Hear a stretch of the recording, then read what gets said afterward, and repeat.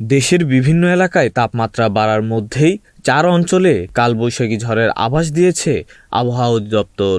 একই সঙ্গে রাজধানী ঢাকাসহ আশপাশের এলাকাতেও বজ্রবৃষ্টির সম্ভাবনার কথা জানানো হয়েছে। শনিবার সকালে আবহাওয়া অধিদপ্তরের পূর্বাভাসে বলা হয়, রাজশাহী, পাবনা, বগুড়া ও টাঙ্গাইল অঞ্চলের ওপর দিয়ে পশ্চিম অথবা উত্তর পশ্চিম দিক থেকে ঘন্টায় ৪৫ থেকে ৬০ কিলোমিটার বেগে দমকা কিংবা ঝড়ো হাওয়া সহ অস্থায়ীভাবে বৃষ্টি অথবা বজ্রবৃষ্টি হতে পারে।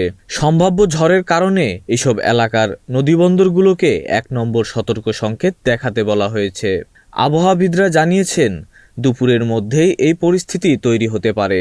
এদিকে ঢাকা ও আশপাশের এলাকার জন্য সকাল ৭টায় দেওয়া পূর্বাভাসে বলা হয়েছে, দুপুর ১টা পর্যন্ত আকাশ অস্থায়ীভাবে আংশিক মেঘলা থাকতে পারে এবং কোথাও কোথাও বজ্রবৃষ্টির সম্ভাবনা রয়েছে।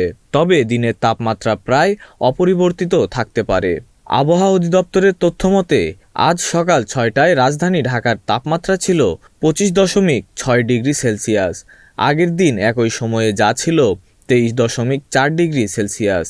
গতকাল শুক্রবার দেশের সর্বোচ্চ তাপমাত্রা রেকর্ড করা হয় ফেনীতে ৩৬.৫ ডিগ্রি সেলসিয়াস, আর ঢাকায় সর্বোচ্চ তাপমাত্রা ছিল ৩৫ ডিগ্রি সেলসিয়াস।